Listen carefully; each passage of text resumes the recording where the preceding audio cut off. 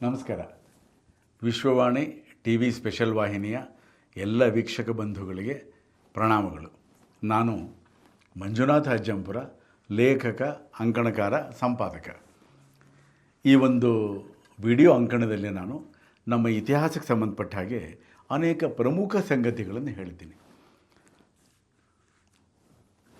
ಬ್ರಿಟಿಷರ ಒಂದು ದುರಾಡಳಿತದಲ್ಲಿ ಯಾವ ರೀತಿ ಸಲಗಗಳ ಗಂಡಾನೆಗಳ ಮಾರಣ ಹೋಮ ಆಯಿತು ಹಾಗೇನೆ ಇದನ್ನು ಹೇಳಬೇಕು. ಈ ರೀತಿ ಅನೇಕ ಪ್ರಮುಖ ಸಂಗತಿಗಳ ಬಗ್ಗೆ ನಮ್ಮ ಇತಿಹಾಸದ ಪಠ್ಯಪುಸ್ತಕಗಳಲ್ಲಿ ಯಾವುದೇ ಪ್ರಸ್ತಾಪ ಇಲ್ಲ. ಹಾಗಾಗಿ ಈ ಥರದ ಕೆಲವು ದಾಖಲೆಗಳನ್ನು, ಕೆಲವು ಪುರಾವೆಗಳನ್ನು ನಿಮ್ಮ ಮುಂದೆ ಇಡೋವಂಥ ಕೆಲಸ ಮಾಡ್ತಾಯಿದ್ದೀನಿ. ಸಲಗ ಆಗ್ಬೋದು, ಆನೆ ಆಗ್ಬೋದು, ಪ್ರಾಣಿಗಳಾಗ್ಬೋದು. ನಮ್ಮ ಭಾರತೀಯ ಪರಂಪರೆಯಲ್ಲಿ ವಿಶೇಷ ಏನು ಅಂತ ಹೇಳಿದ್ರೆ ಎಲ್ಲದೂ ಕೂಡ ದೇವರು ಹಾಗೆ ಅಂತ. ಗಂಡಾನೆ ಅನ್ನೋವಂಥದ್ದು ಗಣಪತಿ ಥರ ಹಾಗೆ ಅಂತ. ಎಲ್ಲದರಲ್ಲೂ ಕೂಡ ದೈವತ್ವವನ್ನು ಕಾಣುವಂಥದ್ದು ನಮ್ಮ ಪರಂಪರೆ. ನದಿ, ಬೆಟ್ಟ, ಜೀವ ಇರಲಿ, ಜೀವ ಇಲ್ಲದೇ ಇರಲಿ, ಒಂದು ಶಿಲೆ, ಬಂಡೆ, ಎಲ್ಲದರಲ್ಲೂ ಕೂಡ ದೇವರನ್ನು ಕಾಣುವಂಥದ್ದು. ಮತ್ತು ಎಲ್ಲದಕ್ಕೂ ಕೂಡ ಒಂದು ಪವಿತ್ರೀಕರಣ. ಒಂದು ನದಿ ಅಂತ ಹೇಳಿದರೆ ಕೇವಲ ನೀರು ಅಂತಲ್ಲ, ಅದನ್ನು ತೀರ್ಥ ಅಂತ ಅನ್ನೋವಂಥದ್ದು. ಇದನ್ನು ನಾವು ಗಮನಿಸಬೇಕಾಗತ್ತೆ. ಕುವೆಂಪು ಹೇಳ್ತಾ ಇದ್ರಲ್ಲ, ಬರೀ ಮಾತುಗಳೆಲ್ಲ ಇದು ಮಂತ್ರ ಅಂತ. ಅಂದರೆ ಕನ್ನಡ ಭಾಷೆ, ಕನ್ನಡ ನುಡಿಗಳು ಮಂತ್ರಗಳು ಅಂತ ಹೇಳಿದ್ರೆ ಯಾವ ರೀತಿ ಪವಿತ್ರವಾದ್ದು ಅಂತ. ಈ ರೀತಿ ನಮ್ಮ ಪರಂಪರೆಯಲ್ಲಿ ಏನು ಅಂತ ಹೇಳಿದ್ರೆ ಈ ಪವಿತ್ರೀಕರಣ, ಎಲ್ಲದರ ಬಗ್ಗೆ ಕೂಡ ಒಂದು ಗೌರವ ಇಟ್ಕೊಳ್ಳೋವಂಥದ್ದೆಲ್ಲ ಇತ್ತು. ಈ ಸಲಗಗಳ ಮಾರಣ ಹೋಮ ಯಾವಾಗಾಯಿತು, ಏನು, ಇದನ್ನು ನಾವು ಗಮನಿಸಬಹುದು. ಸುಮಾರು 2 ಶತಮಾನಗಳ ಹಿಂದೆ ಬ್ರಿಟಿಷರು ಇಡೀ ಭಾರತದ ಒಂದು ಆಡಳಿತವನ್ನು ತಮ್ಮ ಕೈಗೆ ತಗೊಂಡ್ರು. ಭಾರತವನ್ನು ನಾಶ ಮಾಡಿದ್ರು. ನಮ್ಮ ಶಿಕ್ಷಣ ವ್ಯವಸ್ಥೆಯನ್ನು, ಉದ್ಯಮಗಳನ್ನು, ಕೃಷಿನ ನಾಶ ಮಾಡಿದ್ರು. ಅತ್ಯಂತ ಸಮೃದ್ಧವಾದ, ಬಹಳ ಒಳ್ಳೆಯ ಆರ್ಥಿಕ ವ್ಯವಸ್ಥೆ ಇದ್ದ ನಮ್ಮ ದೇಶವನ್ನು ದರಿದ್ರ ದೇಶ ಮಾಡಿದ್ರು. ಉಪವಾಸದಿಂದ ಲಕ್ಷ ಲಕ್ಷ ಕೋಟಿ ಕೋಟಿ ಜನ ಸಾಯೋ ಹಾಗೆ ಮಾಡಿದ್ರು. ಎಷ್ಟು ದುರಹಂಕಾರ ಅವರದ್ದು ಅಂತ ಹೇಳಿದ್ರೆ ಅದರ ಬಗ್ಗೆ ಕೂಡ ಕೆಲವು ವಿವರಗಳನ್ನು ನಾವು ಗಮನಿಸಬಹುದು. ಫ್ರೀಡಮ್ ಅಟ್ ಮಿಡ್ ನೈಟ್ ಅಂತ ಒಂದು ಪುಸ್ತಕ ಇದೆ, ನಾವೆಲ್ಲ ಓದಬೇಕು. ಯಾವ ರೀತಿ ಈ ಬ್ರಿಟಿಷರು ಮತ್ತು ಯುರೋಪ್ನವ್ರು ಯಾವ ರೀತಿ ಕೆಲವು ಚಿತ್ರಗಳನ್ನು ಕೊಡ್ತಾರೆ ಹಾಗೆ ಅಂತ. ಅನೇಕ ದಾಖಲೆಗಳಿದೆ ಅದರಲ್ಲಿ. ಆ ದಾಖಲೆಗಳ ಪರಾಮರ್ಶೆ ಕೂಡ ಆಗಬೇಕಾಗಿದೆ. ಆ ದಾಖಲೆಗಳನ್ನು ನಾವು ತಪಾಸಣೆ ಮಾಡಬೇಕಾಗುತ್ತೆ, ಏನಿದೆ ಹಾಗೆ ಅಂತ. ದಾಖಲೆಗಳಿದ್ದ ಮಾತ್ರಕ್ಕೆ ಅದು ಅದ್ಭುತ ಅಂತಲ್ಲ. ಶ್ವೇತವರ್ಣೀಯರ ದುರಹಂಕಾರ ಏನಿದೆ ಅದರ ಅನೇಕ ಸಂಗತಿಗಳನ್ನು ನಾವು ಈ ಫ್ರೀಡಮ್ ಅಟ್ ಮಿಡ್ ನೈಟ್ ಕೃತಿನಲ್ಲಿ ನೋಡಬಹುದು. ಲ್ಯಾರಿ ಕಾಲಿನ್ಸ್ ಮತ್ತು ಡೊಮಿನಿಕ್ ಲೇಪಿಯರ್ ಅಂತ ಇಬ್ಬರು ಲೇಖಕರು. ಈ ಮೂಲತಃ ಇವನು ಲೇಪಿಯರ್ ಅನ್ನೋಂಥವನು ಫ್ರೆಂಚ್ ದೇಶದವನವನು. ಅವನು ಸಹ ಲೇಖಕ. ನಮ್ಮ ದೇಶ ಹೇಗಿತ್ತು ಅಂತ ಹೇಳಿದ್ರೆ ಆ ಫ್ರೀಡಮ್ ಅಟ್ ಮಿಡ್ ನೈಟ್ ಓದಬೇಕು. ನಾವೆಲ್ಲ ಓದದೇ ಇದ್ದರೆ ಏನೂ ಪ್ರಪಂಚ ಅರ್ಥ ಆಗಲ್ಲ, ನಮ್ಮ ಇತಿಹಾಸ ಅರ್ಥ ಆಗಲ್ಲ. ಯಾರು ನಮ್ಮನ್ನು 20 ವರ್ಷಗಳ ಹಿಂದೆ ಆಳ್ತಾ ಇದ್ದರೋ ಅವರು 2008ರಲ್ಲಿ ಈ ಡೊಮಿನಿಕ್ ಲೇಪಿಯರ್ ಅಂತವನಿಗೆ ಪದ್ಮಭೂಷಣ ಪ್ರಶಸ್ತಿಯನ್ನು ಕೊಟ್ಟರು. ಅವನು ಬರೆದಿರೋದೇನು ಅನ್ನೋದನ್ನು ಓದಬೇಕು. ಅದು ಅವಾಗ ಗೊತ್ತಾಗುತ್ತೆ, ಇವ್ರ್ಯಾಕೆ ಕೊಡ್ತಾರೆ, ಇವ್ರ್ಯಾಕೆ ಕೊಟ್ಟರು, ಅವನೇನು ಮಾಡ್ದ ಹಾಗೆ ಅಂತ. ಬಹಳ ಭಯಂಕರ ಅದು. ನಮ್ಮ ಭಾರತ ದೇಶಕ್ಕೆ ರೋಗಗಳನ್ನು ಹರಡಿದವರೇ ಈ ಬ್ರಿಟಿಷರು. ತುಂಬ ಚೆನ್ನಾಗಿದ್ದ ವ್ಯವಸ್ಥೆ ನಾಶ ಆಯಿತು. ನಮಗೆ ನಮ್ಮ ಬಗ್ಗೆ ಕೂಡ ಅರಿವಿಲ್ಲ, ಶತ್ರುಗಳ ಬಗ್ಗೆ ಕೂಡ ಅರಿವಿಲ್ಲ. ಹಾಗೆ ಇದನ್ನು ನಾವು ಗಮನಿಸಬೇಕಾಗುತ್ತೆ. ನಾವೇನು ತಿಳಿತೀವಿ, ಬ್ರಿಟಿಷರು ಮತ್ತು ಅವರ ಉತ್ತರಾಧಿಕಾರಿಗಳು ಬರೆದಿಟ್ಟಿರೋ ಪುಸ್ತಕಗಳನ್ನು ಓದ್ಬಿಟ್ಟು ಅವರಿಂದಲೇ ರೈಲು ವ್ಯವಸ್ಥೆ ಬಂತು, ಅವರಿಂದಲೇ ಈ ರೋಡುಗಳು ಬಂದು, ಇತ್ಯಾದಿ ಇತ್ಯಾದಿ. ರೈಲು ವ್ಯವಸ್ಥೆ ಯಾಕೆ ಮಾಡಿದ್ರು ಅವರು? ಇಲ್ಲಿನ ಮರಮುಟ್ಟುಗಳನ್ನು, ಖನಿಜ ಸಂಪತ್ತನ್ನು, ಆಹಾರನ ಎಲ್ಲದನ್ನು ಕೂಡ ಲೂಟಿ ಮಾಡೋದಕ್ಕೆ ಒಂದು ವ್ಯವಸ್ಥೆ ಮಾಡ್ಕೊಂಡ್ರು. ನಮ್ಮ ಉಪಕಾರಕ್ಕೆ ಮಾಡಿದ್ದೆಲ್ಲ. ನವದೆಹಲಿನಲ್ಲಿ ನೋಡಿರ್ಬೋದು, ಅನೇಕ ಕಟ್ಟಡಗಳಿದೆ.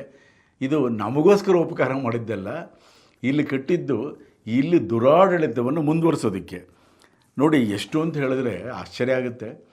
ಯುದ್ಧಗಳಿಗೆ ಭಾರತದವ್ರನ್ನ ಸೈನಿಕರ ಕರ್ಕೊಂಡೋದ್ರು, ಮಾಡಬಾರ್ದನ್ನು ಮಾಡಿದ್ರು, ಎಲ್ಲರ ಒಂದು ಸಾವಿಗೆ ಕಾರಣರಾದರು. ಅವ್ರ ಬಗ್ಗೆ ಗಮನ ಇಲ್ಲದೆ ಯುದ್ಧ ಮುಗಿದ ಮೇಲೆ ಎಲ್ಲೆಲ್ಲೋ ಹೋದ್ರು ಪಾಪ. ಅವರು ವಾಪಸ್ ಬರೋ ವ್ಯವಸ್ಥೆ ಕೂಡ ಇರಲಿಲ್ಲ. ಇಲ್ಲಿ ಮರಮುಟ್ಟುಗಳನ್ನು ಯಾವ ರೀತಿ ಅವರು ಕಡ್ದು ಹಾಕಿದ್ರು, ಸಂಪತ್ತನ್ನು ಅವರು ಸಾಗಿಸಿದ್ರು ಹಾಗೆ ಅಂತ ಹೇಳಿದ್ರೆ ನಾವೇನು ತಿಳಿತೀವಿ? ಇತ್ತೀಚಿನ ಉದಾಹರಣೆ 50-60 ವರ್ಷಗಳಲ್ಲಿ ಅರಣ್ಯನಾಶ ಆಗ್ತಾ ಇದೆ. ಆದರೆ ದಾಖಲೆಗಳನ್ನು ನೋಡಿದಾಗ ಗೊತ್ತಾಗುತ್ತೆ, ಬ್ರಿಟಿಷರ ಕಾಲದಲ್ಲೇ ಅತಿ ಹೆಚ್ಚು ಅರಣ್ಯನಾಶ ಆಯಿತು. ಇಂಗ್ಲೆಂಡು, ಲಂಡನ್ನಲ್ಲಿ ಹೇಗೆ ಅಂದರೆ ಯಾವುದನ್ನು ನಾವು ತೇಗ ಬೀಟೆ ಅಂತ ಹೇಳ್ತೀವೋ ಬಹಳ ಮಹತ್ವದ, ಬಹಳ ಅದ್ಭುತವಾದ ಮರಮುಟ್ಟುಗಳು. ಅದರಿಂದಲೇ ಈ ರೀತಿ ಪೀಠೋಪಕರಣಗಳನ್ನು ತಯಾರು ಮಾಡುವಂಥದ್ದು. ಅದನ್ನು ಇಟ್ಕೊಳ್ಳೋಕೆ ಜಾಗ ಇರಲಿಲ್ಲ ಹಾಗೆ ಅಂತ ಅನೇಕ ಬ್ರಿಟಿಷರ ಮನೆಯಲ್ಲಿ, ಲಂಡನ್ನಲ್ಲಿ ಈ ರೀತಿ ತೇಗ ಬೀಟಿದೇನೋ ಫರ್ನಿಚರ್ ಪೀಠೋಪಕರಣಗಳಿರುತ್ತೋ ಇಟ್ಕೊಳ್ಳೋಕೆ ಜಾಗ ಇಲ್ದಲೆ ಮನೆಯಿಂದ ಆಚೆ ಇಡ್ತಾಯಿದ್ರು ಹಾಗೆ ಅಂತ. ಇದನ್ನು ಈ ದುಷ್ಟರೇ ಬರೆದಿದ್ದಾರೆ, ಕಾಲಿನ್ಸ್ ಮತ್ತು ಲೇಪಿಯರ್ ಬರೆದಿದ್ದಾರೆ. ಇದೇ ರೀತಿ ಅವರು ಬರ್ಮಾ ದೇಶದಲ್ಲಿದ್ದ ಅರಣ್ಯ ಸಂಪತ್ತನ್ನು ಕೂಡ ನಾಶ ಮಾಡಿದ್ರು ಹಾಗೆ ಅಂತ. ಎಷ್ಟು ವಿಚಿತ್ರ ಅಂತ ಹೇಳಿದ್ರೆ ಇದರಲ್ಲಿ ಇನ್ನೊಂದನ್ನು ಗಮನಿಸ್ಬೋದು ನಾವು. ಆನೆಗಳು ಭಾಳ ಪವಿತ್ರವಾದ್ದು ಅಂತ ಹೇಳಿದೆ, ನಾವು ಆರಾಧನೆ ಮಾಡ್ತೀವಿ ಹಾಗೆ ಅಂತ ಹೇಳಿದೆ. ಇತ್ತೀಚೆಗೆ ಏನೊಂದು ಮೈಸೂರಲ್ಲಿ ದಸರಾ ಆಯಿತು. ಪ್ರತಿ ವರ್ಷ ಆ ಆನೆಗಳನ್ನು ಕಾಡಿಂದ ತರೋವಂಥದ್ದು, ಕರ್ಕೊಂಡು ಬರೋವಂಥದ್ದು, ಅವುಗಳಿಗೆ ವಿಶೇಷವಾದ ಆಹಾರ ಕೊಡುವಂಥದ್ದು, ಅವರಿಗೆ ಅವುಗಳಿಗೆ ಸ್ನಾನ ಮಾಡಿಸಿ ಒಂದು ಪೂಜೆ ಮಾಡುವಂಥದ್ದು ಇವೆಲ್ಲ ನಡೆಯುತ್ತೆ. ದಸರಾ ಮುಗಿದ ಮೇಲೆ ಅವ್ರನ್ನ ಕಳಿಸೋವಂಥದ್ದು ಕೂಡ ಬಹಳ ಒಂದು ಅದ್ಭುತವಾದ ಒಂದು ಕಾರ್ಯಕ್ರಮನೇ ಆಗುತ್ತೆ. ಒಂದು ಸಂಪ್ರದಾಯನೇ ಇದೆ, ಒಂದು ಇತಿಹಾಸನೇ ಇದೆ. ಯಾಕೆ ಅಂತಂದರೆ ಅವೆಲ್ಲವೂ ಕೂಡ ನಮಗೆ ಪೂಜ್ಯವಾದವು ಹಾಗೆ ಅಂತ. ಇವರೇನು ಮಾಡ್ತಾಯಿದ್ರು ಬ್ರಿಟಿಷರು? ಗಂಡಾನೆ ಏನಿದೆ, ಸಲಗುಗಳು, 100 ಅಲ್ಲ ಬಹಳ ದೊಡ್ಡ ಸಂಖ್ಯೆಯಲ್ಲಿ ಅದನ್ನು ಕೊಂದು ಹಾಕ್ತಾಯಿದ್ರು. ಹೇಳೋದಕ್ಕೆ ಸಂಕೋಚ ಆಗುತ್ತೆ. ಗಂಡಾನೆಯ ಶಿಶ್ನ ಏನಿದೆ, ಅದರ ತೊಗಲೇನಿದೆ, ದಪ್ಪ ಏನಿರುತ್ತೆ, ಅದರಲ್ಲಿ ಚೀಲಗಳನ್ನು ಮಾಡಿ ಗಾಲ್ಫ್ ಆಟ ಏನು ಆಡ್ತಾಯಿದ್ರು ಬ್ರಿಟಿಷರು, ಆ ಗಾಲ್ಫ್ ಆಟದ ಚೆಂಡುಗಳನ್ನು ಅಂದು ಹಾಕೋರು. ಗಂಡಾನೆಯ ಶಿಶ್ನಗಳ ಒಂದು ಇದರಲ್ಲಿ ಈ ಗಾಲ್ಫ್ ಆಟಕ್ಕೆ ಅವರೇನು ಮಾಡೋರು, ಬ್ಯಾಗ್ ಚೀಲಗಳನ್ನು ಮಾಡ್ತಾಯಿದ್ರು ಹಾಗೆ ಅಂತ. ಈ ಶೋಕಿಗೆ ಮಾಡಬೇಕಾದ್ರೆ ಎಷ್ಟು ಗಂಡಾನೆಗಳು, ಸಲಗುಗಳು ಬಲಿಯಾಗಿರಬಹುದು ಹಾಗೆ ಅಂತ. ಇದನ್ನು ಭಾಳ ವ್ಯಥೆ ಆಗುತ್ತೆ. ಯಾವುದನ್ನು ನಾವು ಪೂಜೆ ಮಾಡ್ತೀವೋ ಅದನ್ನು ಯಾವ ರೀತಿ ಮಾಡ್ತಾಯಿದ್ರು ಹಾಗೆ ಅಂತ. ಈ ಫ್ರೀಡಮ್ ಅಟ್ ಮಿಡ್ ನೈಟ್ ಪುಸ್ತಕದ 16ನೇ ಪುಟದಲ್ಲಿ ಈ ದಾಖಲೆಗಳೆಲ್ಲ ಇದೆ. ಅವರದನ್ನೇನೋ ಮಹತ್ವದ ಕೆಲಸ ಮಾಡಿದ್ವಿ ಅನ್ನೋ ಥರ ಬರೆದಿದ್ದಾರೆ. ಓದಿದ್ರೆ, ಕ್ರಿಟಿಕಲಾಗಿ ಓದಿದ್ರೆ, ವಿಮರ್ಶಾತ್ಮಕವಾಗಿ ಓದಿದ್ರೆ ತುಂಬ ದುಃಖ ಆಗುತ್ತೆ. ಏನು ಹೀಗಾಯ್ತಲ್ಲ, ಈ ರೀತಿ ಆನೆಗಳನ್ನು ಇದು ಮಾಡಿದ್ರು ಹಾಗೆ ಅಂತ.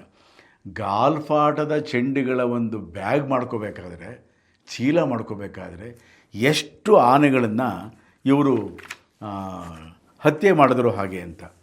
ಆದರೂ ನಮ್ಮಲ್ಲಿ ಏನು ಅಂತ ಹೇಳಿದ್ರೆ ಅನಗತ್ಯವಾಗಿ ಈಗಲೂ ಕೂಡ ವೈಭವೀಕರಣ ಮಾಡೋವಂಥದ್ದು. ಯಾರೋ ಬ್ರಿಟಿಷ್ ಅಧಿಕಾರಿಗಳಿದ್ದರೆ ಅವರು ಏನೊಂದು ಬೇಟೆ ಆಡಿದ್ರೆ ಅದರದ್ದೇ ಒಂದು ವೈಭವೀಕರಣ. ಆ ಬೇಟೆ ಏನು ಮಾಡಿದ್ರು ಅದರಲ್ಲಿ ವೈಭವೀಕರಣ ಮಾಡೋಂಥದ್ದರೆ ಏನೋ ಜನಗಳಿಗೆ ತೊಂದರೆ ಆಯಿತು, ಆ ರೀತಿ ಅದಕ್ಕೋಸ್ಕರವಾಗಿ ಕ್ರೂರ ಮೃಗಗಳನ್ನು ಬೇಟೆ ಆಡಿರುತ್ತೆ. ಕೇವಲ ಕ್ರೂರ ಮೃಗಗಳನ್ನು ಬೇಟೆ ಆಡಿದ್ರೆ ಅಥವಾ ಆನೆ ಥರ ಪ್ರಾಣಿಗಳನ್ನು ಕೂಡ ಕೊಂದು ಹಾಕಿದ್ರೆ ಈ ದಾಖಲೆಗಳನ್ನು ನೋಡಿದಾಗ ತುಂಬ ವ್ಯಥೆ ಆಗುತ್ತೆ.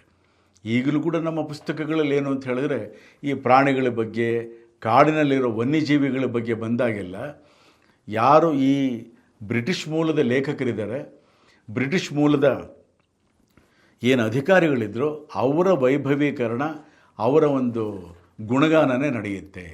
ನಾವೆಲ್ಲದನ್ನು ಕೂಡ ಇದನ್ನು ವಿಮರ್ಶಾತ್ಮಕವಾಗಿ ನೋಡಬೇಕು.